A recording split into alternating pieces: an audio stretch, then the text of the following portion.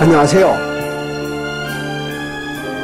오늘 여러분들과 함께 이야기를 나누고자 하는 성경 말씀은 요한복음 6장에 대한 이야기를 서로 알아보기로 하는 것입니다. 여러분들이 요한복음 6장 26절부터 63절까지를 읽어보시면 거기에는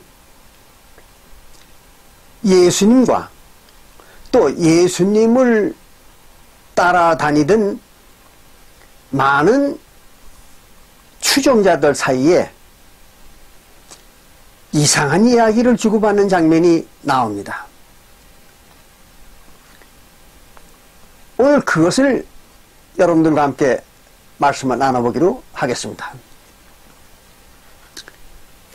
요한복음 6장 26절부터 63절까지 볼 것 같으면 예수님을 따라다니던 수천 명의 사람들이 있었는데 예수님이 그들에게 이런 말을 합니다. 너희들이 나에게 오는 것은, 나를 따라다니는 것은 내가 너희들에게 떡을, 즉 먹을 양식을 먹여주어서 너희들이 배가 부르기 때문에 그것을 위해서 나를 따라다니는 거지, 무슨 천국의 표적을 보고 따라다니는 건 아니다. 이렇게 말을 했습니다. 예수님이. 그랬더니 그 예수님의 제자들과 또 예수님을 추종하던 그 많은 사람들이 예수님에게 뭐라고 말을 하는가 하면 이런 얘기를 합니다.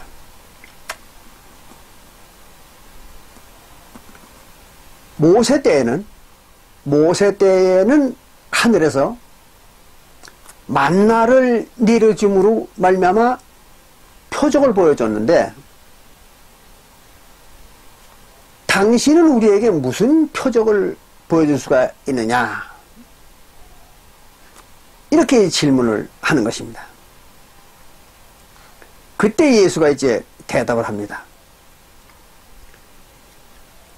모세 때에 하늘에서 내려준 그 양식, 즉 만나입니다. 떡이라고도 하는 거. 그 만나를 먹었으나 그것은 육신의 생명만을 위해서 주신 것이다. 그러나 나도, 즉 예수 자신도 하늘에서 내려온 만나인데, 즉 하늘에서 내려온 떡이다 이 말이에요. 그 만나인데 나를 먹는 자는 영생을 하는 것이므로 내 살과 내 피를 먹는 자는 영원히 살리라. 이런 얘기를 합니다. 그러니까 예수님의 제자들과 그 추종하던 많은 사람들이 예수님의 그 말을 알아듣지를 못해가지고, 무슨 의미인지를 알아듣지를 못해가지고 서로 막 수군거리는 겁니다. 그러니까 예수님이 그들에게 이렇게 얘기합니다. 너희들이 지금 내가 하는 이 말이 너희들에게 걸림이 되느냐, 이렇게 얘기를 합니다. 그것은 이제 요한복음 6장 61절에 나오는 이야기입니다. 그 내 말이 너희들에게 걸림이 되느냐 하는 얘기는 무슨 말인가 하면, 내가 하는 말이 너희들 듣기에 황당무계한 소리를 떠들고 있다고 생각하느냐, 그런 얘기예요. 그럼 너희들이 내가 하는 말이 도무지 황당무계한 말도 안 되는 소리를 떠들고 있다고 그렇게 생각하느냐? 그렇다면 너희가 내가 하늘로 올라가는 걸 본다면 어떻게 생각하느냐? 이렇게 얘기를 했습니다. 예수님이. 그럼 자기 하늘로 올라가는 걸 보면 어쩌려냐? 그 말은 너희들이 지금 내가 너희들에게 한 말을 이해 못하는데,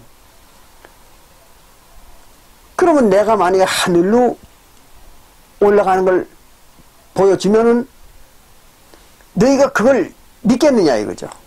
그걸 이해하겠느냐, 그런 얘기예요. 사람이 하늘로 올라가는 일은 있을 수가 없잖아요. 그러니까 만약에 예수가 하늘로 올라가는 걸 보여준다 하더라도 너희들이 과연 그게 무슨 일인지 이해할 수가 있겠느냐? 그 말은 그것도 너희들은 이해 못한다, 그런 얘기죠. 그런데 내가 지금 내 몸이 하늘에서 내려온 만나고 먹으면 영생을 한다는 그 말을 너희들이 이해 못하는 건 당연한 것이다, 이런 얘기죠. 지금 이런 그 아주 희한하고 신비한 얘기를 예수님과 예수님의 추종자들 사이에 지금 나누고 있는 거예요. 그게 지금 요한복음 6장 26절부터 63절까지의 얘기입니다.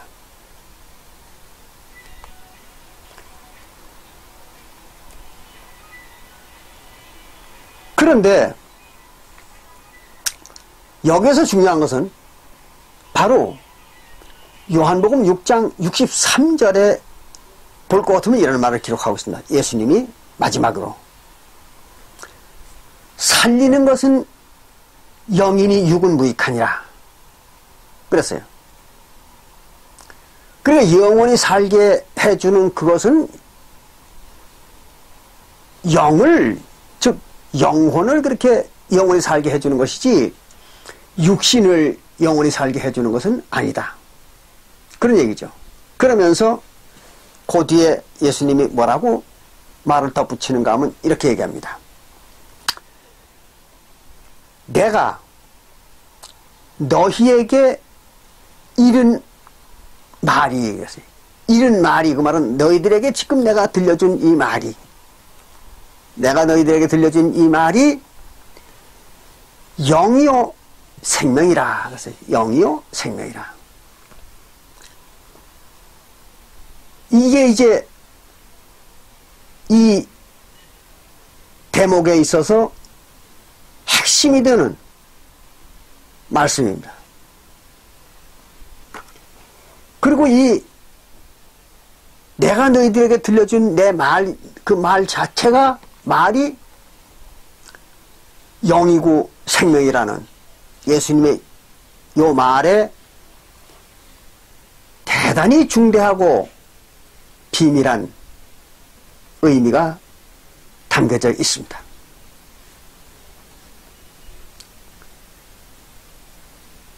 그럼에도 불구하고 지난 2000년 동안 세상에 나타났던 기독교들은 이 예수님이 하신 이 말씀, 즉 내가 너희에게 들려준 이 말이 곧 영이고 생명이다 하는 이 말의 의미를 아무도 알지를 못했었습니다. 지난 2000년 동안 기독교인들은 이 말이 무슨 말인지를 알지를 못했던 것입니다. 그래서 이 시간 여러분과 함께 이 귀중한 말의 의미를 파헤쳐서 같이 나눠보기로 하는 것입니다. 여기 보면 예수님이 이렇게 말했습니다. 내 말이, 즉 예수님이 하신 말이 영이고 생명이다. 이랬습니다. 어떤 영일까요?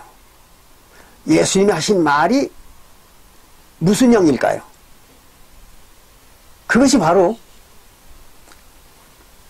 성령을 얘기하는 것입니다. 예수님이 하신 말씀, 그 말씀 자체가 성령이라는 의미에서 영이라 그렇게 얘기한 것입니다. 하나님의 영이나 예수의 영이나 성령이나 같은 것입니다. 오늘날 기독교인들은 성령이 하나님의 영이라는 것을 잘 이해를 못하고 있습니다. 그래서 하나님의 영과 성령이 다른 개념이라고 생각하는 사람들이 많이 있어요. 그런데 그런 게 아닙니다. 본래 성령은 하나님의 영을 말하는 것입니다. 그런데 하나님의 영을 성스러운 영이다, 성스러운 영이다 하는 의미에서 성령이라고 이렇게 얘기하는 것입니다. 그리고 여기서 얘기하는, 예수님이 얘기하는 그 내 말이 영이다. 그 말은 무슨 말인가 하면 자신의 말이 자신의 영이라는 거예요. 그러니까 예수님의 영입니다. 그러니까 성령이죠. 그러니까 예수님이 하신 그 말씀 자체가 성령이라는 겁니다.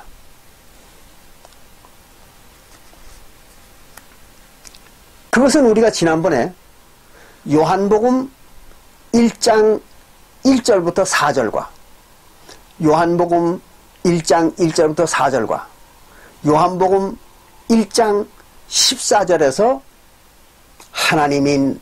하나님이신 그 말씀이, 하나님이신 말씀, 즉 언약의 말씀이죠.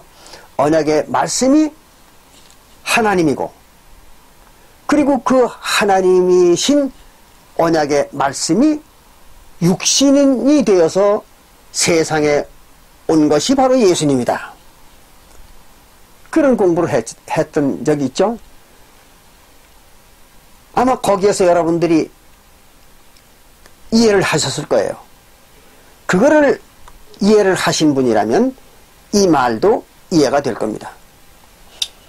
요한복음 1장 1절부터 4절과 요한복음 1장 14절에 볼 것 같으면 말씀이, 즉 언약의 말씀이 곧 하나님이다. 그런데 그 언약의 말씀인 그 하나님이 육신으로 세상에 왔는데 그것이 예수였더라. 그러니까 말씀이 뭐예요? 하나님이죠. 또 말씀이 예수님입니다. 그리고 예수님이 하나님이죠.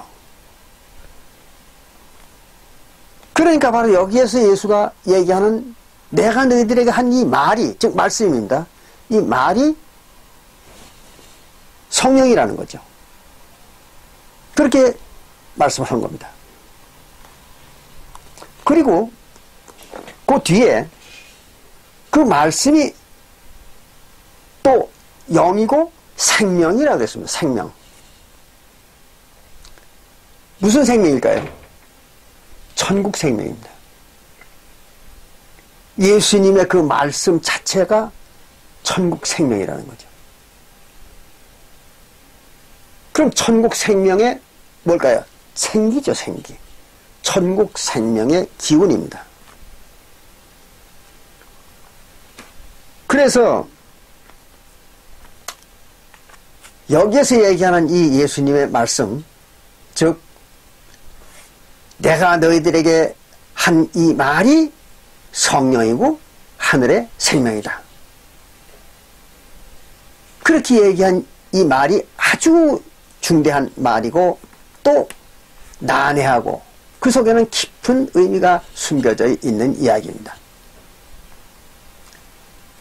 그럼 예수님이 자기를 추종하는 그 많은 무리들에게 가버나움 회당에서 무슨 얘기를 했을까요? 그것은 우리가 요한복음 6장 26절부터 58절까지 볼 것 같으면은 자세하게 기록이 되어 있습니다. 그거를 추려보면 이런 것입니다. 예수님 자신이 하늘에서 내려온 만나다 그랬습니다. 즉 떡입니다. 또 그것을 양식이라고 얘기합니다. 그러니까 만나 또는 떡, 하늘에서 내려온 떡 또는 양식, 음식입니다. 음식.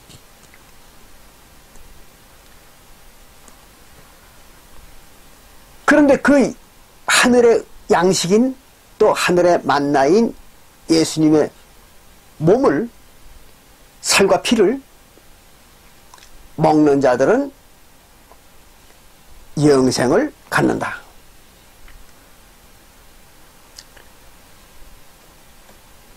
죽지 아니하리라. 그런 얘기를 예수님이 가르친 겁니다. 그것이 바로 성령이고 또 그것이 하늘 생명이라는 거예요. 근데 하늘 생명은 성령이잖아요. 그러니까 도로 마찬가지죠. 성령이라는 말이나 하늘 생명이라는 말이나 같은 것입니다.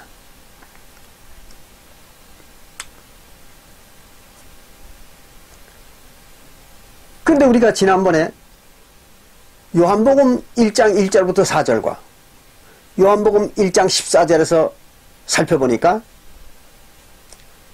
그 말씀이라고 하는 것은 바로 하나님의 언약의 말씀이었다는 걸 우린 알 수가 있었잖아요. 하나님의 언약의 말씀입니다.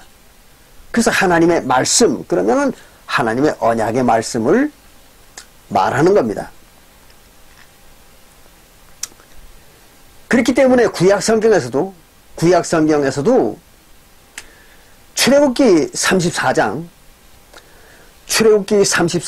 28절에 볼 것 같으면은 거기 언약의 말씀 곧 십계명을 언약의 말씀 곧 십계명을 돌판에다가 하나님이 쓰셨다. 그런 얘기가 나오잖아요. 그러니까 하나님의 말씀이라고 하는 것은 바로 언약의 말씀을 얘기하는 것입니다. 그래서 언약의 말씀, 그리고 언약의 말씀은 뭐예요? 하나님의 계명이죠. 그것입니다. 그걸 우리가 지난번에 한번 공부를 했던 것입니다. 그러면 예수님께서 여기 지금 요한복음 6장 63절에서 자기가 지금 한 말, 무슨 말입니까? 예수님이 하늘에서 내려준 음식, 떡으로 왔는데, 만나로. 그 하늘의 떡이고 만나인 예수님의 몸을 먹으면 영생한다 하는 그 말이죠. 그 말이 성령이라고, 즉 하늘의 생명이라고 그렇게 말씀을 하셨으니까 이 하나님의 예수님의 그 말씀이 바로 하나님의 계명이라는 얘기잖아요. 계명의 말씀이라는 얘기입니다.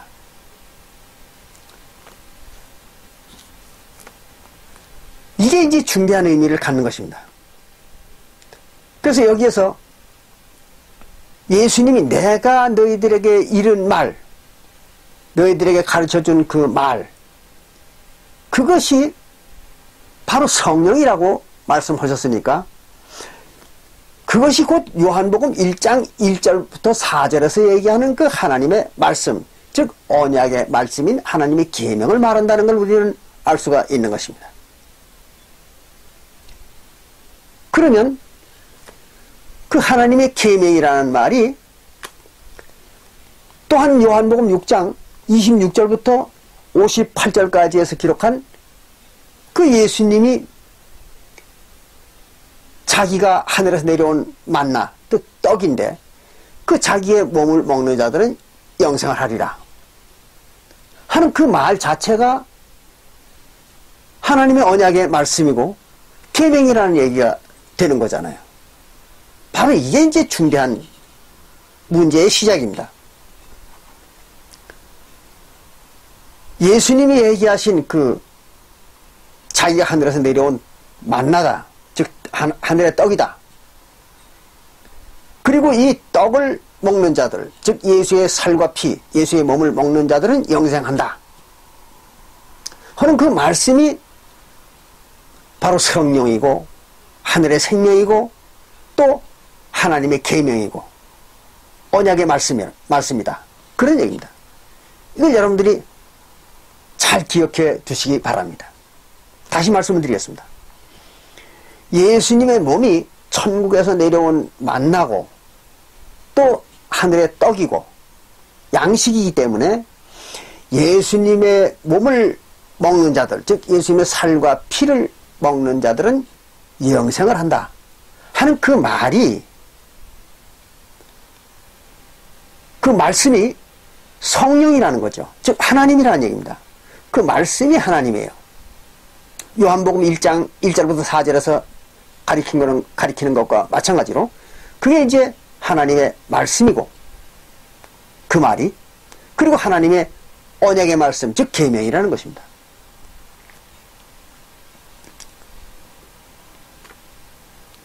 그러니까 이 내가 너희들에게 이런 말이 성령이고 하늘의 생명이다 하는 그 예수님의 요한복음 6장 63절의 말은 매우 난해하고도 그 속에 깊은 의미를 감추고 있는 이야기죠. 그래서 지난 2000년 동안 아무도 이 말의 올바른 의미를 알았던 사람이 없었던 것입니다. 자, 그러면 천국 생명이라는 것은, 여기서 우리가 한 가지 꼭 짚고 넘어가야 될 문제가 이겁니다. 천국 생명이라는 것은 무엇을 말하는가? 이거를 여러분들이 꼭 알고 넘어가 줘야 됩니다. 어떤 사람들은, 교회들이 다 그렇게 가르칩니다.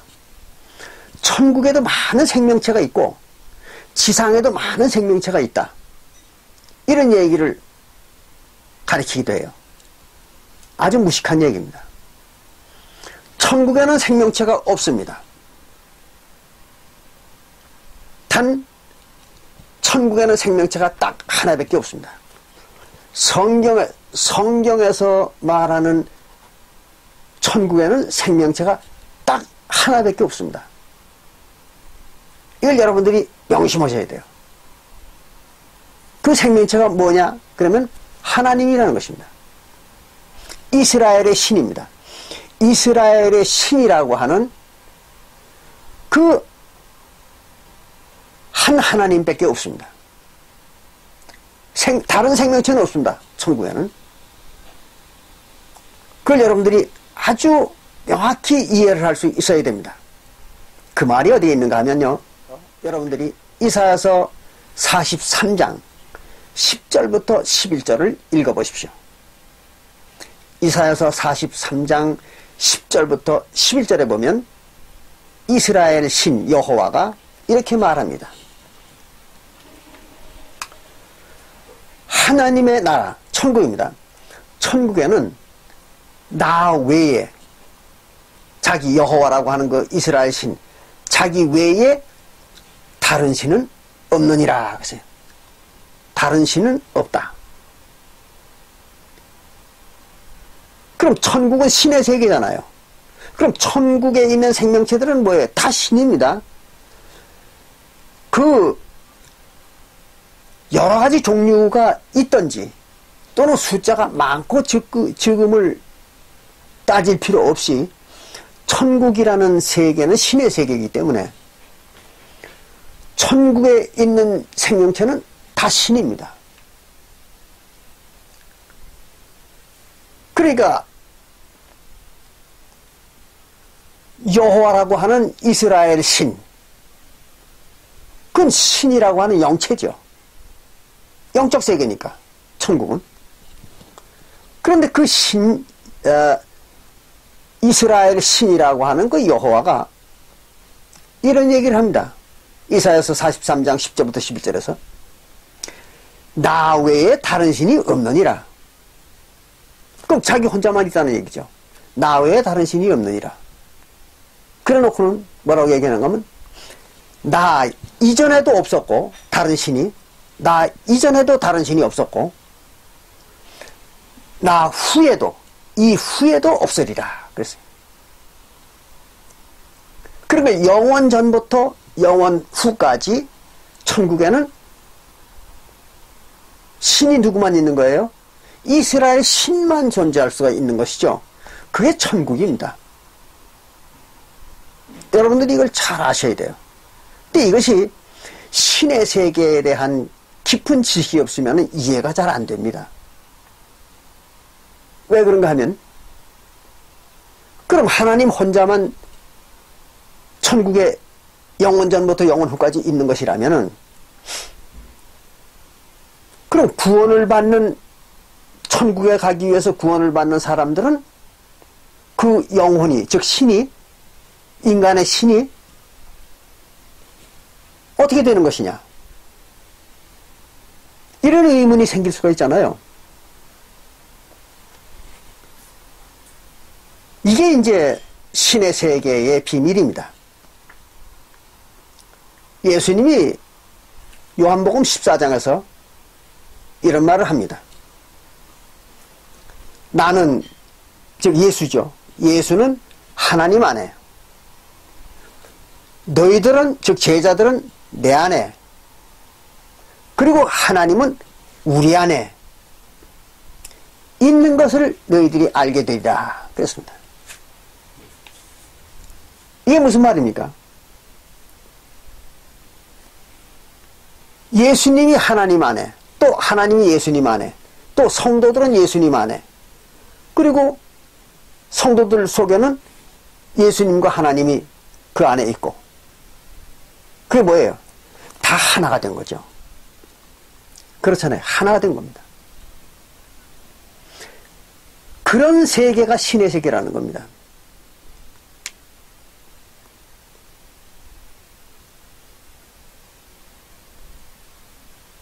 이거를 이해하지 못하면 성경은 전혀 이해할 수가 없습니다. 또 성경에서 말하는 천국에 대한 이해를 한다는 말도 거짓말입니다. 어쨌든 천국에는 신 하나밖에 없습니다. 그게 뭡니까? 성령입니다. 성령. 하나님이죠. 그리고 예수님이고, 그리고 구원받은 성도들이죠. 그게 하나입니다. 그래서 이사야서 43장 10절부터 11절에서 하나님은 천국에는 나 외에 다른 신이 없느니라. 나 이전에도 없고 나 후에도 없으리라. 이렇게 장담을 한 것입니다. 얘기가 다른 데로 조금 번졌습니다만은 이렇게 해서 천국 생명은 성령 하나뿐입니다. 하나님 한 분뿐입니다.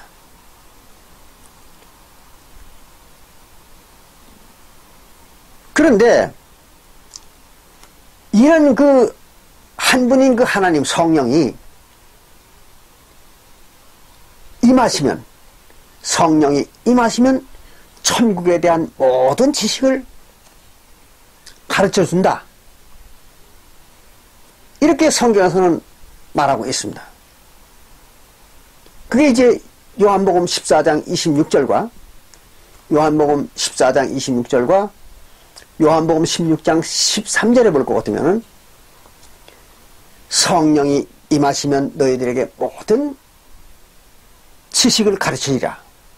즉 천국에 대한 모든 지식을 가르쳐준다. 그렇게 예수님이 말을 했습니다. 그런데 그 성령의 이름은 뭔가 하면 바로 예수라고. 그렇게 이제 요한복음 14장 26절에 기록을 했죠. 그러니까 예수의 성령이 오면은 모든 걸 다 가르쳐준다. 그랬습니다.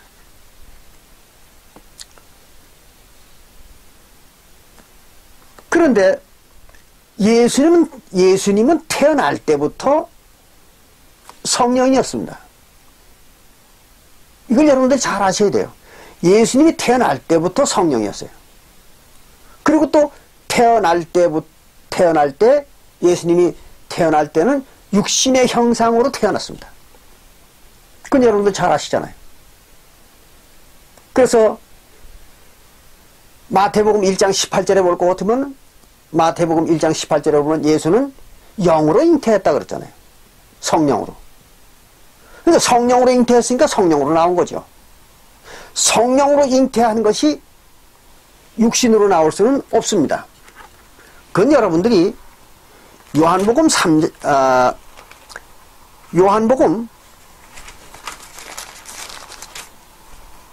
3장 6절에 보면 그 말이 나옵니다. 요한복음 3장 6절에 보면 이런 말을 기록했습니다. 육으로 난 것은 육이요 성령으로 난 것은 영이다 그랬습니다. 이걸 잘 이해하셔야 돼요. 육신으로 난 것은 육신이지 영이 될 수가 없습니다. 영체가 될 수가 없어요. 그런데 또 뿐만 아니라 성령으로 난 것도 그건 육신이 될 수가 없습니다. 성령으로 나면 반드시 영이 되어야 됩니다.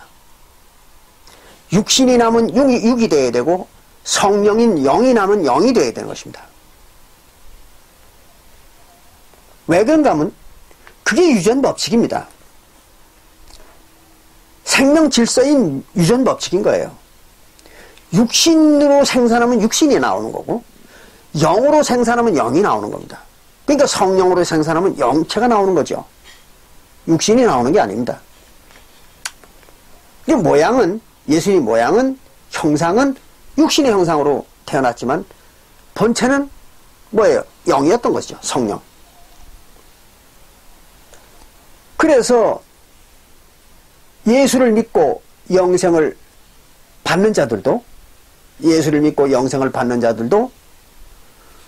처음에는 육신으로 태어났지만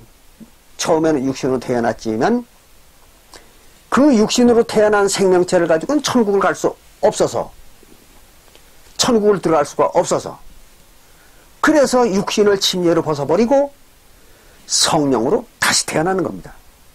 그럼 성령으로 태어나면 뭐예요? 영이죠. 그러니까 구원받은 성도들은 어떻게 된 거예요? 육신은 벗어버렸고 영만 남은 겁니다. 성령을 받은 영만 남는 거예요. 영혼만. 그것을 설명하는 장면이 바로 요한복음 3장. 여러분들 잘 아시잖아요. 요한복음 3장 5절부터 7절까지의 기록입니다. 그래서 거긴 그렇게 얘기했죠. 예수께서 대답하시되 진실로 진실로 내게 이르노니 사람이 물과 성령으로 나지 아니하면 물과 성령으로 다시 태어나지 아니하면 하나님의 나라에 들어갈 수 없느니라. 천국은 갈 수가 없다 이거예요. 육신을 가지고는. 그리고서는 육으로 난 것은 육이요 성령으로 난 것은 영이니 내가 네게 거듭나야 하겠다 하는 말을 기이 여기지 말라. 다시 태어나야 한다는 그 말을 이상하게 생각하지 말라. 육신으로 태어나가지고는 천국에 못 들어간다. 그러니까 성령을 통해서 영으로 다시 태어나라는 거죠. 그래서 천국이라는 곳은 영체만 사는 곳입니다. 그런데 예수님은 뭘 태어났어요? 육신으로 태어났습니까? 아니잖아요. 성령으로 잉태해서 성령으로 태어난 거죠. 그걸 이제 마태복음 1장 18절에서 설명하고 있는 겁니다. 이렇게 명백함에도 불구하고 지난 2000년 동안 모든 기독교회들은 예수님이 육신으로 왔다고 이렇게 가르쳤던 것입니다. 육신으로 온 것이 아닙니다. 육신으로 온 것이 아니라 육신의 형상으로 온 겁니다. 이걸 잘 아셔야 돼요. 육신으로 온 것과 육신의 형상으로 온 것은 전혀 다른 얘기입니다. 이걸 잘 이해하시기 바랍니다. 그래서 예수님은 육신의 형상으로 온 거예요. 그래서 요한복음 1장 14절에서도 말하는 그 육신은 육신의 형상을 말하는 것이 육신이 아닙니다. 그 번역이 잘못된 거죠. 잘 이해하시기 바랍니다. 자, 그러면 예수님은 성령으로 왔던 거잖아요. 처음부터. 그런데 형상을, 육신의 형상을 입었던 겁니다. 육신의 형상을 입었던 거예요. 그래서 육신의 형상을 벗고 다른 형상으로 변화를 해야 됩니다. 예수님께서 하나님과 같은 능력을 행하려면, 즉 모든 구원받는 자들에게 성령을 주려면 어떻게 해야 되는가 하면 육신의 형상을 벗어버리고 하나님의 형상, 즉 성령의 형상을 입어야 됩니다. 그래야 남에게 성령을 줄 수가 있다. 그랬습니다. 그 말이 여러분들이 요한복음 7장 37절에 볼 것 같으면 요한복음 7장 37절부터 보면 이런 말이 기록되어 있잖아요. 명절 끝날 곧 큰 날에 예수께서 서서 외쳐 가라사대 때 누구든지 목마르거든 내게로 와서 마시라. 나를 믿는 자는 성령의 이름과 같이 그 배에서 생수의 강이 흘러나리라 하시니 이는 그를 믿는 자들의 받을 성령을 가리켜 말씀하신 것이라. 생수라는 게 왜 생명수라는 것은 성령을 가리켜 말씀하신 것이라. 그랬어요. 그것을 예수를 믿는 자는 다 받는다. 그런 얘기입니다. 그런데 그 뒤에 괄호하고 중요한 말을 기록하고 있습니다. 뭐냐면 예수께서 아직 영광을 받지 못하신 고로 했습니다. 영광을 받지 못했다는 건 영광의 형상을 받지 못했던 거로. 그렇기 때문에 성령이 아직 저에게 계시지 아니하더라.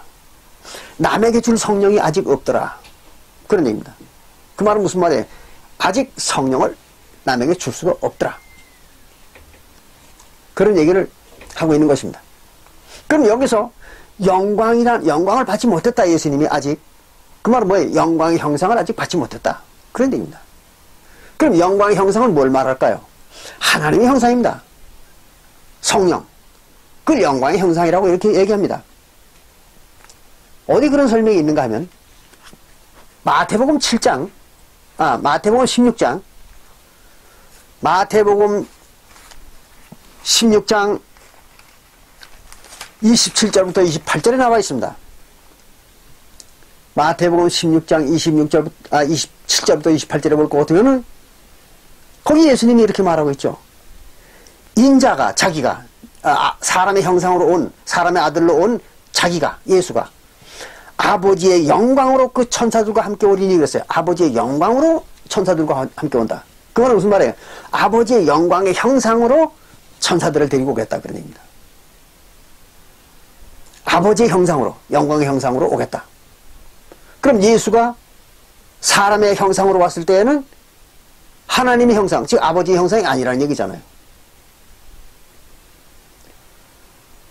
왜 그럴까요? 사람의 형상이기 때문에. 하나님은 사람의 형상이 아니거든요. 성령이죠. 영적 형상입니다. 그렇기 때문에 영광의 형상으로 온다. 그 말은 성령으로 온다. 그런 얘기입니다. 이걸 잘 아셔야 돼요. 이렇게 얘기하면 어떤 사람들은 이렇게 얘기할 것입니다. 반론을 제기하기를. 그러면 창세기 1장 26절과 27절에 보면 하나님이 자기의 형상으로 사람을 지으시고 남자와 여자를 창조했다. 그렇게 나오는데, 그러면 사람들은 다 하나님의 형상 아니냐? 이렇게 주장을 할 거예요. 그렇다고, 그러면은 예수님도 사람의 형상으로 왔을 때가 바로 그게 하나님의 형상이 아니냐? 그리고 모든 인간들도 하나님의 형상이 아니냐? 이렇게 주장하는 사람들이 있습니다. 그것은 아주 무식하고 성경에 대해서 아주 무식한 사람들이. 창세기 1장 26절과 26장, 창세기 1장, 창세기 1장 26절과 26절과 27절에서 얘기하는 그 사람은 보통 인간을 말하는 게 아닙니다.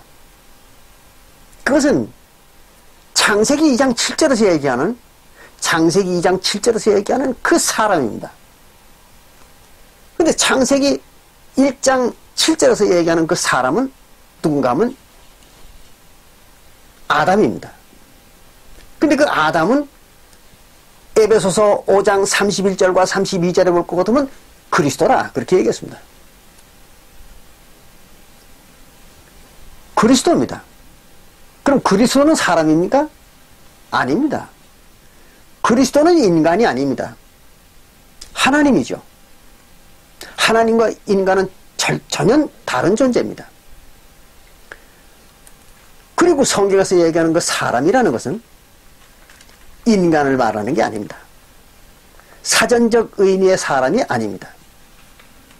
그렇기 때문에 늘 말씀드리는 것처럼 성경에서 말하는 사람이라는 것은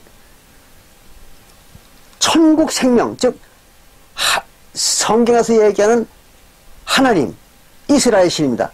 그 이스라엘 신의 백성들, 그들을 사람이라고 말하는 것입니다. 인간을 사람이라고 말하지 않습니다. 성경에서는. 보통 인간들은 짐승이라고 말합니다. 그리고 성경에서 얘기하는 사람이라는 건 하나님의 생명체들, 하나님의 나라의 생명체들을 사람이라고 말합니다. 그렇기 때문에 에스겔서 34장 31절에 볼 것 같으면은 하나님의 초장, 즉 천국이죠. 천국의 양들, 하나님의 백성들, 그들을 사람이다. 그렇게 말했죠. 똑같은 말이 에스겔서 36장 10절에도 나옵니다. 그래서 구약시대에는 이스라엘 백성들이 사람이었던 겁니다. 그들이 천국 백성이었으니까. 그리고 다른 인간들은 사람이 아니었던 거죠. 그럼 다른 인간들은 뭐라고 그랬을까요? 짐승이라고 그랬던 거죠. 그래서 예레미야 31장 28절에 볼 것 같으면은, 27절에, 예레미야서 31장 27절에 볼 것 같으면은, 장차, 하나님의 나라에도 사람과 짐승의 씨를 뿌릴 날이 이르리라. 그랬어요. 그게 뭐예요? 하나님의 백성과 하나님의 백성이 아닌 자들이 사는 때가 온다. 그렇게 말한 거죠. 그 사람과 짐승이라고 얘기했던 것입니다. 그러니까 이 사람이라는 그 명칭의 올바른 의미를 알아야 되는 거예요. 이것도 모르고 덮어놓고 떠드는 그런 기독교인들이 뭐 전부입니다. 전부 빗다우 소리를 하고 있는 겁니다. 얘기가 이제 조금 옆으로 빠졌습니다만은 이렇게 예수는 본래부터 성령이었던 것입니다. 근데 다만 인간의 형상을 하고 왔던 거죠. 그렇기 때문에 그게 영광의 형상이 아니었던 겁니다. 하나님 형상이 아니었던 거예요. 그래서 영광을 받으면, 그 말은 하나님의 영광의 형상을 받으면 예수님이 비로소 이제 성령을 줄 수 있고 또 사람들을 살려줄 수 있다. 그렇게 말한 것입니다. 자, 그러면 예수님이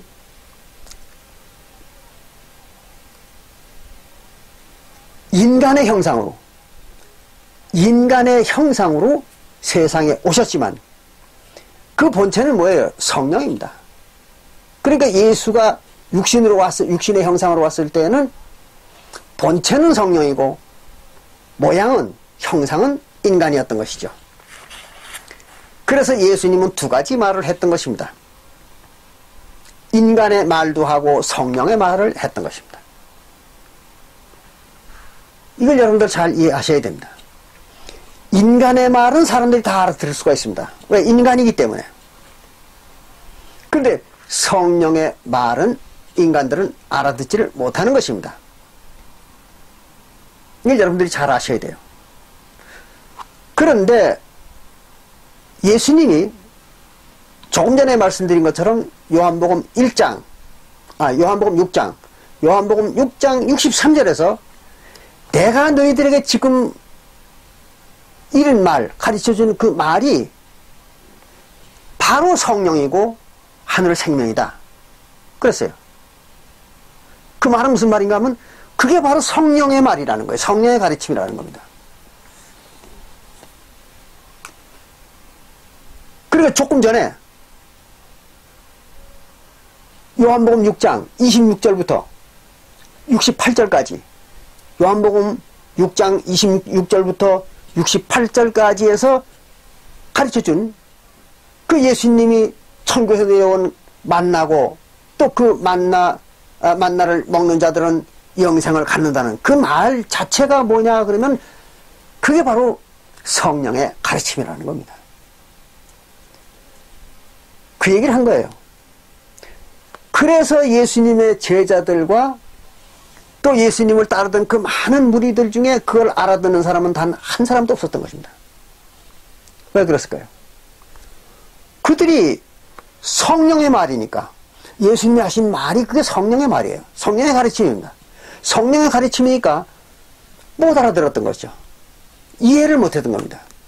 왜? 그들이 성령을 못 받았으니까.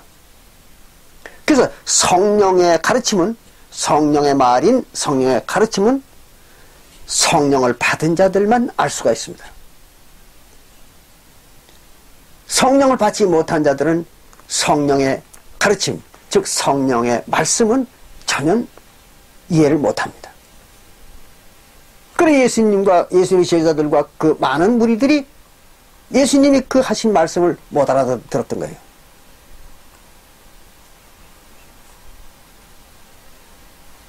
그런데 그 똑같은 말을 예수님이 어디에서 또 하셨는가 하면 마태복음 26장 지난번에도 배웠죠? 마태복음 26장 26절부터 28절에서도 얘기를 했습니다.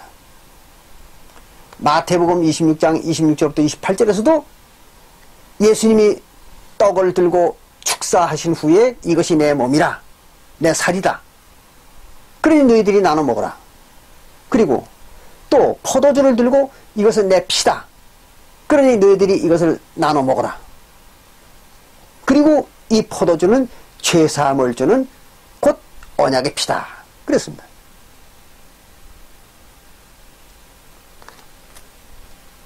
그때 예수의 제자들이 그 말의 의미를 알아들었을까요? 근데 어떻게 그걸 받아 먹었을까요? 그것은 예수님이 먹으라고 그러니까 먹은 겁니다. 알고 먹은 게 아닙니다. 예수님이 먹으라고 그러니까 먹은 거예요. 그걸 잘 아셔야 됩니다. 그럼 예수님이 그 떡과 포도주의 의미를 알았을 때는 언제일까요? 바로 성령의 능력을 받았을 때입니다. 오순절날 성령의 능력을 받음으로 말미암아 그때부터 알았던 것입니다. 그래서 그 후에 요한도 요한복음을 기록했고 요한복음 1장 1절부터 4절과 14절을 기록했던 것입니다. 그 의미를. 또 사도 바울도 히브리서 7장과 7장, 8장, 9장, 10장을 기록했던 것입니다. 그것은 성령의 말씀을 알지 못하고는 그런 말을 기록하거나 할 수는 없습니다. 그래서 그런 걸 했던 거예요. 그래서 이제 베드로도 오순절날 성령의 능력을 받고서야 비로소 유대인들 앞에서 그 성령의 말씀의 의미와 정체에 대해서 상세하게 설교를 했던 것이죠. 그래서 그 말을 받았던 유대인들이 몇천 명씩 구원을 받았던 겁니다. 이게 이제 성령의 말씀, 즉 하나님의 말씀을, 즉 하나님이고 성령이죠. 그 말씀이. 그 하나님의 말씀이요 성령의 말씀인 그 말씀을 이해를 한 자, 그걸 알아들은 자들, 이거는 성령을 받은 자들만 알아듣는 거예요. 그래서 그걸 알아듣게 된 것은 바로 이제 성령을 통해서 알아듣고 그 후에서야 이제 그걸 깨닫고 알아서 지키면 그것이 바로 천국 생명이 되는 것입니다. 자기의. 그것이 바로 이제 요한복음 바로 6장 63절의 얘기입니다. 그래서 살리는 것은 영이요 육은 무익하니라. 그 영을 뭘로 살립니까? 하나님의 말씀, 즉 계명이죠. 계명으로 살리는 것입니다. 그러면 예수님의 몸을, 즉 그 피와 살을 먹는 것이 어떻게 해서 계명이 되느냐? 그건 지난번에도 조금 말씀을 드렸습니다. 그러나 간단하게 말씀을 드리겠습니다.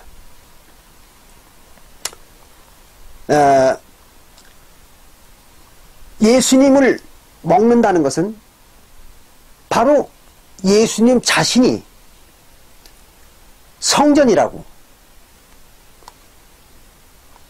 우리가 요한복음 2장 21절에 기록이 되어 있습니다. 요한복음 2장 21절에 보면 예수님 자신이 성전이다 그랬어요. 그러니까 성전을 먹음으로써 먹은 자의 몸이 뭐가 됩니까? 성전이 되는 거죠. 그래서 성도들이 성전이 되는 것입니다. 왜? 항상 하나님은, 성령은 어디에 계세요? 성전 안에 있는 것입니다. 성전을 먹었다는 얘기는 무슨 말이에요? 성령을 먹은 것입니다. 그러니까 성령이 자기 안에 들어온 거죠. 성전을 먹으면. 그래서 성전이 되는 겁니다. 자기가. 그게 이제 요한복음 2장 21절에 예수님이 성전이다 그랬고, 고린도전서 3장 16절에는 성도들의 몸이 성전이다 그렇게 얘기를 했습니다. 그래서 성전이 된 겁니다. 성도들이. 그런가 하면 또 하나님의 계명에는 뭐가 있습니까? 성전 외에 제사장이 있어야 되죠. 제사장이 없는 하나님의 나라는 없습니다. 그런데 예수님 자신이, 예수님의 몸이 뭐예요? 제사장이죠. 그래서 히브리서 6장 20절에 대제사장이라고 나옵니다. 멜기세덱의 반차를 쫓는 대제사장이 예수님이다 그렇게 나와 있죠. 그러니까 예수님이 대제사장이에요.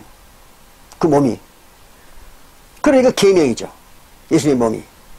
또 뿐만 아니라 예수님의 몸은 하나님에게 바치는 모든 제물이다 그렇게 나옵니다. 그것은 히브리서 10장 5절부터 13절에 나오죠.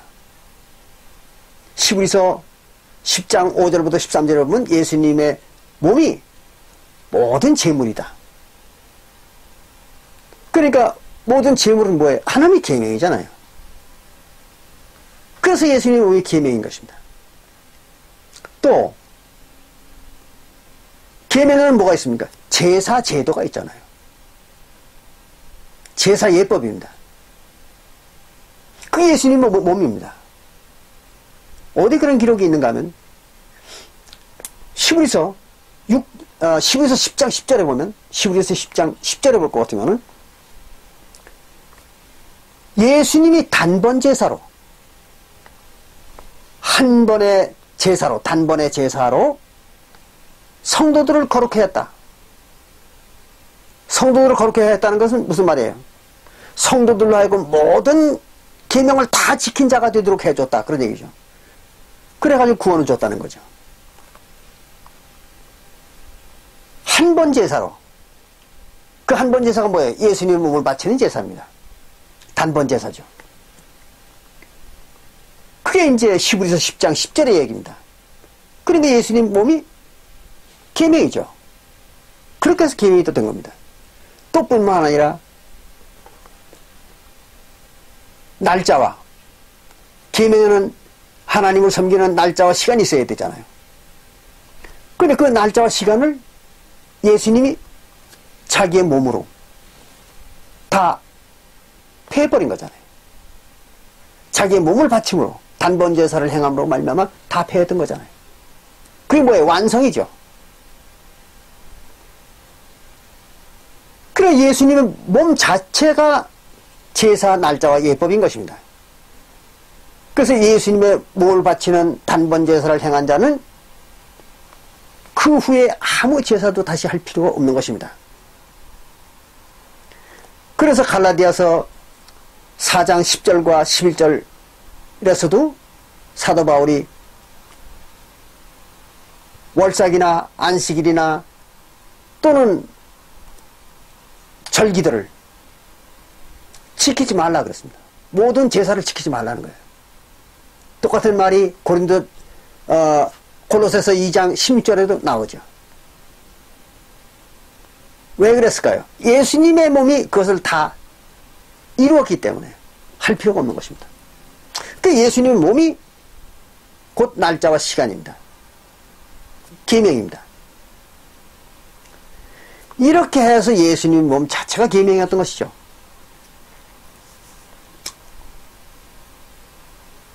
그리고 예수님 몸이 제물이니까 하나님한테 바치는 거죠. 제물은 뭐예요? 음식입니다. 제사 예물, 즉 제물이라는 것은 먹는 음식을 바치는 거예요. 그래서 육신의 세계에서 하나님에게 제사를 지내려면 육신이 먹는 제사 음식을 바치는 겁니다.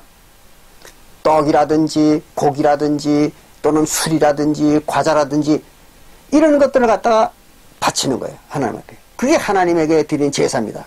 구약 때에 이스라엘 민족이 했던 제사죠.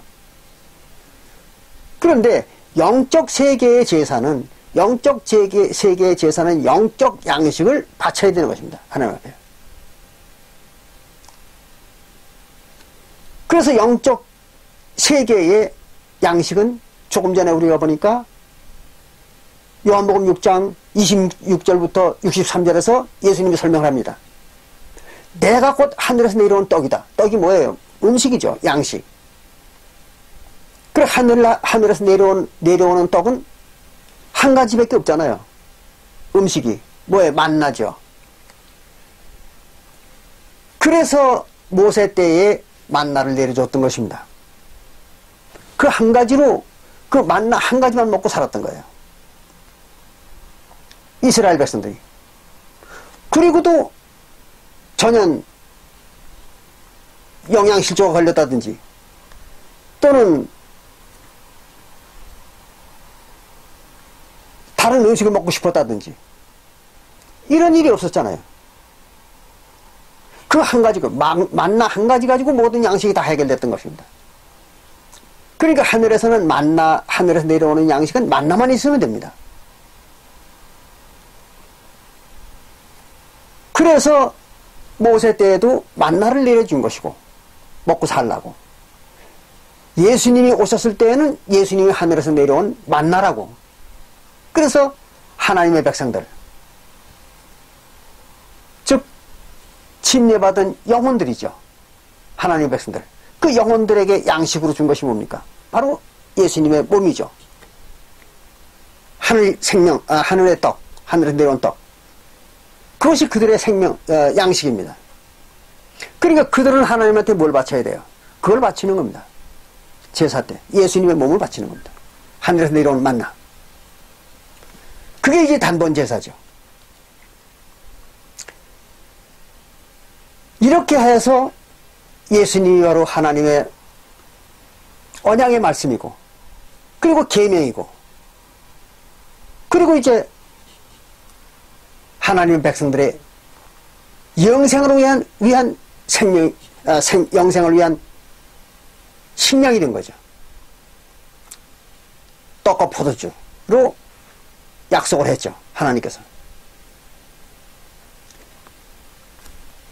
이런 원리를 여러분들이 잘 깨달으셔야 됩니다. 그런데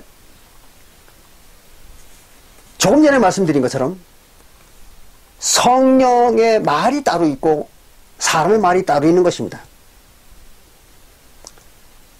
그런데 그럼 성령의 말은 뭐냐? 성령이 가르쳐준 말입니다.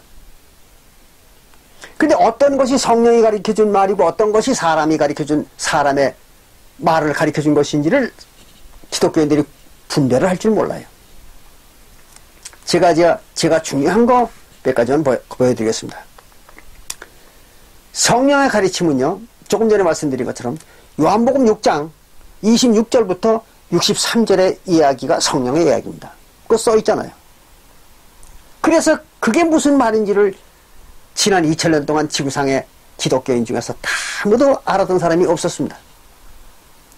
신기한 얘기죠. 또 뿐만 아니라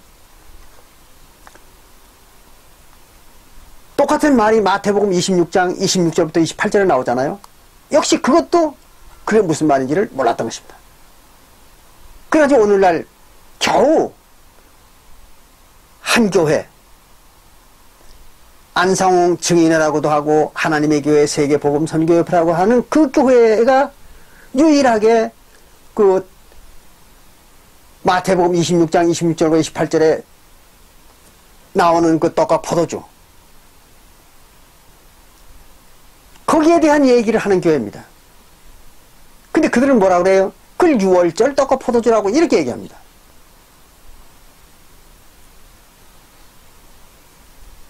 아주 무식한 얘기죠. 왜 그럴까요? 성령을 못 받았으니까 그들은. 6월절 떡 포도주 아니잖아요. 6월절 떡 포도주로 죄사함 준다는 말은 없습니다. 성경 어디에도.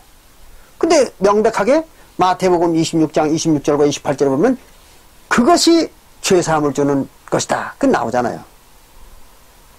근데 죄사함 주는 건 뭐예요? 화목제사 제물이죠.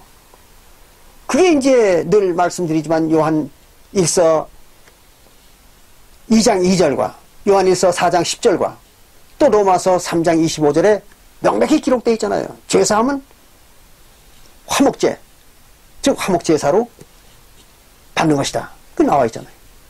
그러니까 마태복음 26장 26절과 28절에 나오는 그 죄사함 주는 게 뭐예요? 그 화목제 제물이죠. 이게 눈에 안 보이는 거예요. 사람들에게는. 그래서 그걸 몰랐던 거죠. 또 뿐만 아니라 여러분들이 잘 아시는 거 마태복음 28장 19절에 나오는 아버지와 아들과 성령의 이름으로 침례를 주라 하는 그 말, 이게 바로 성령의 말입니다. 못 알아듣는 거예요, 사람들이. 이게 무슨 말인지를. 그래가지고 아직도 지구상의 모든 기독교는 아버지와 아들과 성령의 이름으로 침례를 주고 있습니다. 근데 그 말이 아버지와 아들과 성령의 이름으로 침례 주라는 말이 아니잖아요. 예수 그리스도의 이름으로 침례 주라는 말이죠. 그건 지난번에 이제 누차 설명을 드렸으니까 더 이상 설명을 안 드리겠습니다. 시간이 촉박해서.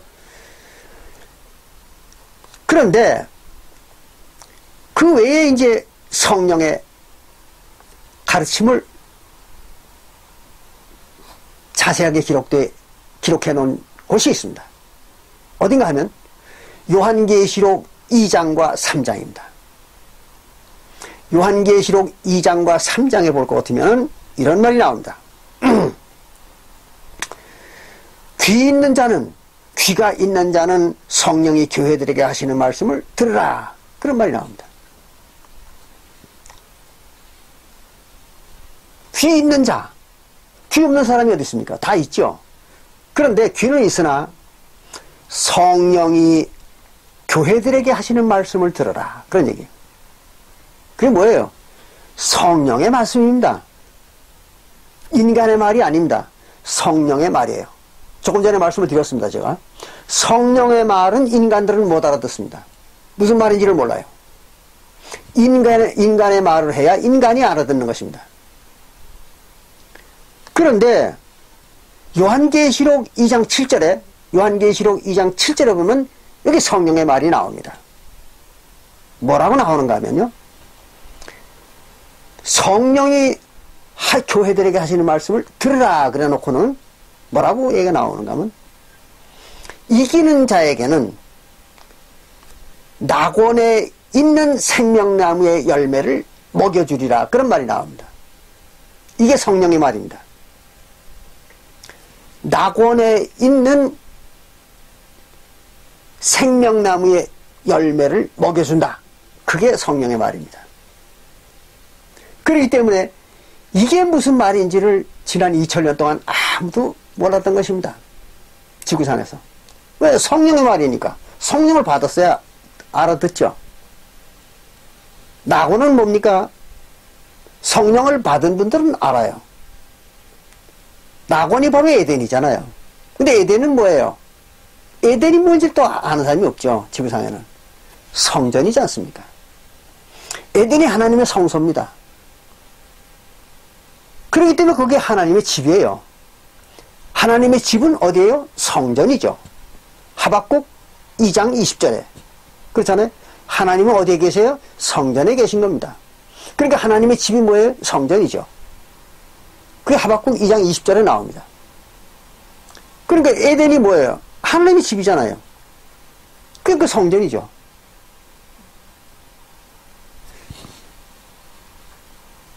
이걸 모르는 거죠. 사람들은. 그러니까 낙원에 있는 그 말은 성소 안에 있는 그 말입니다. 성소 안에 있는 생명나무의 열매, 그랬습니다. 이 생명나무를 또 설명하려면 아주 시간이 많이 걸리잖아요. 그러니까 그것은 여러분들이 창세기 1장의 해석에 대해서 동영상을 찾아보시면 자세히 알 수 있으니까 간단하게 설명으로만 하고 넘어갑니다. 생명나무는 구원받은 백성들을 갖다 생명나무라고 그러잖아요. 하늘 생명을 가진 나무. 나무는 뭐예요? 백성이잖아요. 예레미야 4장 15절에. 그렇죠? 예레미야 5장 14절에. 그러면 그 생명나무는 생명을 받은, 천국 생명을 받은 구원받은 성도들을 갖다 생명나무라고 그러죠. 선악을 알게 하는 나무는, 선악을 알게 하는 게 뭐예요? 모세율법이잖아요. 그러니까 모세율법을 지키는 백성들, 그러니까 구약시대의 백성들이죠. 그걸 이제 생명을, 선악을 알게 하는 나무들, 그렇게 얘기했죠. 그래서 생명나무의 실과, 그 말은 실과라는 열매잖아요. 열매는 뭐예요? 행위죠. 그들의 행위를 갖다 실과라고 그렇게 얘기하잖아요. 그래서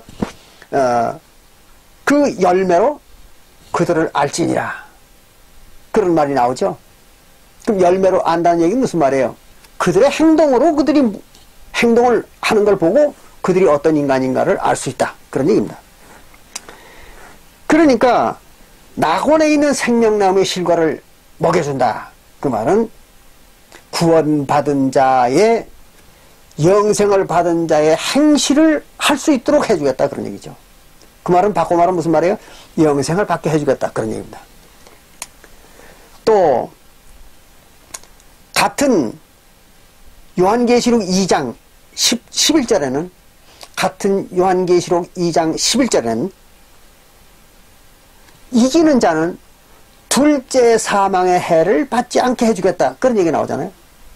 그게 성령의 말입니다. 둘째 사망의 해를 받는다, 그게 성령의 말이에요. 그렇기 때문에 지난 2000년 동안 오늘날까지 둘째 사망이 뭔지를 알았던 사람들은 아무도 없었습니다, 지구상에. 그래가지고 둘째 사망이 뭐냐고 기독교인들한테 물어보세요. 그럼 다 그렇게 대답할 겁니다. 첫째 사망은 육신이 죽는 것이고, 둘째 사망은 영혼이 죽는 것이 둘째 사망이다, 이렇게 떠들 거예요. 틀림없습니다. 무식한 거죠. 왜 그럴까요? 둘째 사망은 영혼이 죽는 게 아닙니다. 또 첫째 사망도 영혼이 죽는 게 육신이 죽는 게 아닙니다. 만약에 둘째 사망이 영혼이 죽는 거라면 구약시대에 하나님의 백성들인 이스라엘 민족들은 다 육신이 죽었어야 되잖아요. 둘째 사망이 만약에 영혼이 죽는 거라면 그 구약시대에 이스라엘 모든 백성들이 율법을 범해가지고 그 영혼이 다 죽었다고 그랬잖아요. 그럼 그들이 모세 때로부터 예수님 때까지 구약 시대의 이스라엘 민족이 전부가 둘째 사망에 들어갔던 거 아닙니까? 그런데 성경에 보면요, 둘째 사망에 들어간 자는 다시는 죄사함이 없다, 그런 말이 나오죠. 둘째 사망에 들어간 자는 다시는 죄사함이 없다, 그렇게 나옵니다. 그런데 이스라엘 민족이 어떻게 됐어요? 예수님 시대에 와가지고 죄사함을 받았잖아요. 택함을 받은 자들이 그 중에서. 말이 안 되잖아요. 그들이 어떻게 죄사함을 받았겠습니까? 죄사함은 첫째 사망에 빠진 자들을 죄사함을 주는 것입니다. 그러나 둘째 사망에 빠진 자들은 영원히 불못에서 죄사함을 못 받습니다. 그러니까 둘째 사망은 뭐 하는 거예요? 성령을 해방한 죄입니다. 그걸 잘 아셔야 됩니다. 그리고 첫째 사망이 만약에 육신이 죽는 거라고 하면은 이스라엘 백성들은 다 나자마자부터 다 어떻게 됐어요? 육신이 죽었어야죠. 왜? 그들은 태어나자마자 첫 번째 죄를 범해가지고 다 죽었잖아요. 첫 번째 죄를 졌으니까 사망을 해야죠, 그들이. 근데 그들은 그 육신이 죽지를 않았잖아요. 육신은 죽지 않고 영혼만 죽은 것입니다. 그러니까 성경에서 얘기하는 첫째 사망, 둘째 사망은 영혼에 대한 얘기지 육신과는 아무 관계가 없는 겁니다. 그래서 구약시대에 죄를 범해서 죽은 영혼들을 갖다 첫째 사망이라고 그러고, 신약시대에 이르러가지고 구원을 받고 다시 또 죄를 져가지고 사망에 이른 영혼을 갖다 둘째 사망에 들어갔다, 그렇게 얘기하는 것입니다. 그게 성령의 말이에요. 그러니까 못 알아들었던 거죠, 사람들이. 또 요한계시록 2장 17절에 보면요, 요한계시록 2장 17절에 보면 감추었던 만나를 준다 그랬습니다. 이기는 자들에게. 이게 성령의 말입니다. 그래서 오늘 아까지 감추었던 만나가 뭐예요? 예수님의 몸이잖아요. 그거를 감추었다가 준다는 거죠. 예수님의 몸을 갖다가. 그게 이제 감추었던 만나. 그리고 흰돌에 기록한 새 이름이 있다 그랬습니다. 흰돌에 기록한 새 이름, 이게 이제 성령의 말씀입니다. 그러니까 이 새 이름이 뭔지를 알았던 사람은 지구상에 아무도 없었던 것이죠. 그것은 여러분들이 새 이름에 대해서 동영상을 찾아보시기 바랍니다. 그 다음에 요한계시록 2장 26절과 27절을 보면 만국을 다스리는 권세를 주리라 하겠습니다. 만국을 다스리는 권세, 이게 성령의 말씀입니다. 그래서 만국을 다스린다는 말이 무슨 말인지를 몰라요. 그러니까 만국이라고 그러니까 전 세계를 다스리는 것이다, 이렇게 해석을 합니다. 여기서 얘기하는 만국은 그런 게 아닙니다. 만국이라는 건 하나님이 세우신 모든 나라, 그런 얘기입니다. 하나님이 세우신 모든 나라를 다스리는 권세를 주는 것입니다. 그게 이제 만국을 다스리는 권세입니다. 그 다음에 요한계시록 3장 5절에 보면요, 흰옷을 입고 생명책에 농명되게 해주겠다, 그런 말이 나옵니다. 흰옷을 입게 해주고 생명책에 농명되게 해주겠다. 여기에 나오는 흰옷, 생명책, 이게 또 하나님의 성령의 말씀입니다. 사람들이 이 뜻을 몰라요. 흰옷은 뭐예요? 제사장의 복식입니다. 그러니까 흰옷을 입힌다, 그 말은 제사장을 삼아준다, 그런 얘기입니다. 또 생명책은 뭐예요? 다니엘서 12장 1절에 나오는 그 책입니다. 다니엘서 12장 1절에 나오는 그 생명책입니다. 그래서 생명책에 기록된 자들은 어떻게 된다고요? 다 구원을 받는다 그랬죠. 언제? 사도시대에. 오늘날엔 구원이 없어요. 그래서 이 흰옷과 생명책이 또 성령의 말입니다. 그 다음에 요한계시록 3장 12절에 보면 하나님의 이름과 새 예루살렘의 이름과 예수의 새 이름이 또 성령의 말씀입니다. 그래서 그 의미를 모르는 거죠. 그러니까 하나님의 이름이 없잖아요. 여호와가 하나님의 이름 아니지 않습니까? 잊어버려진 이름이에요. 예수라는 이름도, 지사스나 예수라고 하는 그 이름도 본래 예수의 이름이 아니잖아요. 하나님의 이름이 아닙니다. 그것도 없어진 거죠. 그러니까 하나님의 이름은 없잖아요. 없어진 거잖아요, 다. 그러니까 하나님의 이름을 가르쳐 주겠다는 거죠. 그 다음에 새 예루살렘의 이름. 새 예루살렘이 뭡니까? 바로 구원받은 성도들이잖아요. 그럼 구원받은 성도들이 새 예루살렘인데 그 명칭을 가르쳐 주겠다는 거죠. 아는 사람 있습니까? 없습니다. 그리고 그 뒤에 이제 예수의 새 이름. 그게 바로 이제 요한계시록 2장 17절에서 얘기하는 그 흰돌에 기록한 새 이름이죠. 이것이 바로 또 성령의 말입니다. 그 다음에 마지막으로 계시록 3장 21절에 계시록 3장 21절에 보면 예수의 보좌에 함께 해주겠다 했습니다. 이게 또 성령의 말입니다. 그래서 예수의 보좌에 앉는다. 누가? 구원받은 자들이. 그런데 예수의 보좌에 앉는다는 말이 그 말이 무슨 말인지를 모릅니다. 예수님이 이런 말을 했습니다. 내가 아버지의 보좌에 앉아서, 그렇죠? 내가 아버지의 보좌에 앉으리라. 그렇습니다. 그 말이 무슨 말이에요?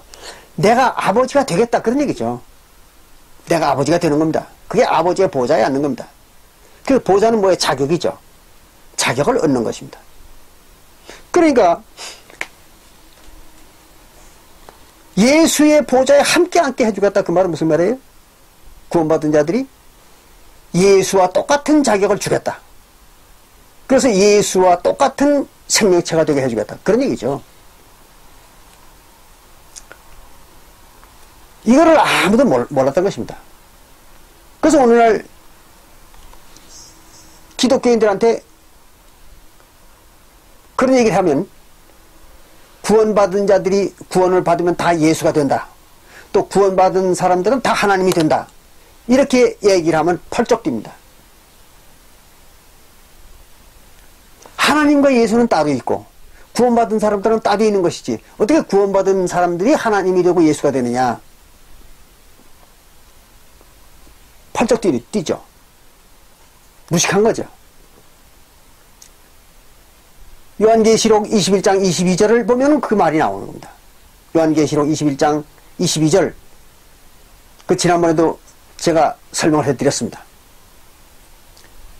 구원받은 성도들은 하늘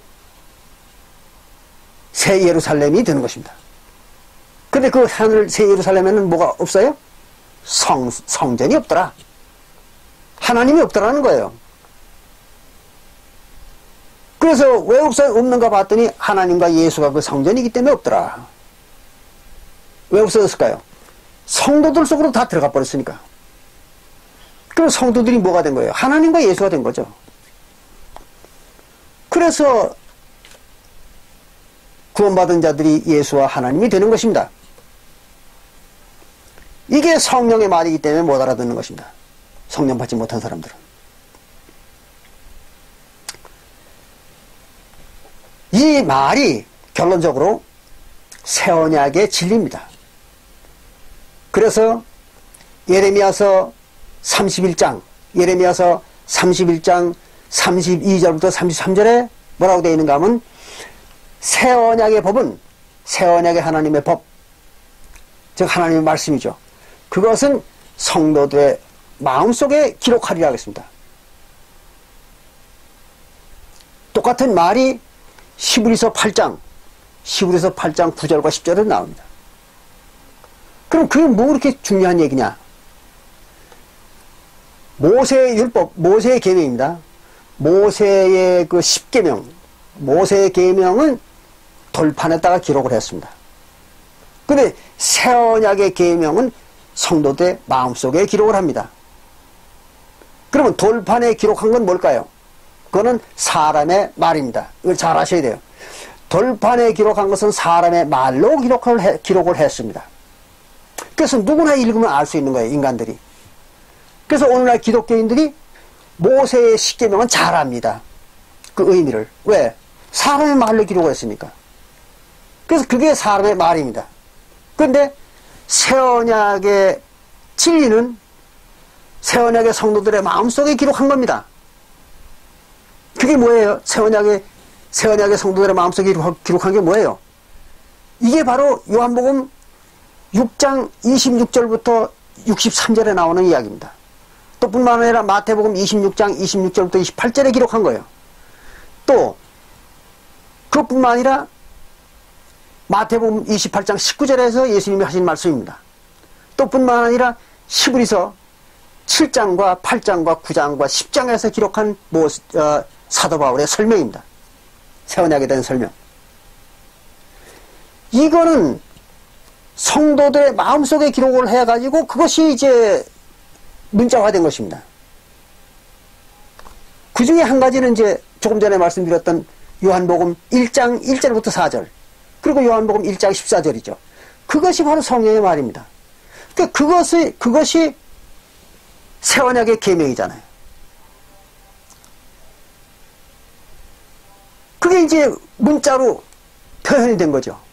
그러니까 이 성령의 그 계명은 아무도 모르는 것입니다. 이해를 못하는 거예요. 성령의 말이기 때문에. 이제 여러분들이 짐작이 가시죠. 사람의 말은 사람이 이해를 합니다. 근데 성령의 말은 사람이 이해를 못합니다. 알아듣지 못합니다. 그런데 구약시대의 십계명은 사람의 말로 기록을 했습니다. 그런데 신약시대의 새언약의 계명은 성령의 말로 기록을 했어요. 그래서 이 십계명은, 구약시대의 십계명은 잘 알지만 사람들이 새언약의 계명은 모르는 것입니다. 이해가 되시죠? 이것을 가르쳐 주는 것이 바로 요한복음 6장 63절에서 예수가 말한 그 말입니다. 내가 너희에게 이른 이 말이 성령이요 하늘의 생명이다. 바로 그 말입니다. 이제 이해가 되십니까? 이해가 어렵다면은 좀 어려울 겁니다. 이해가 어렵다면은 반복해서 들어보시길 바랍니다. 그래서 오늘은 성령의 말씀과 사람의 말을 구별하는 그 이야기를 여러분들과 함께 나눠봤습니다. 시간이 많이 왔기 때문에 여기서 마치겠습니다. 감사합니다.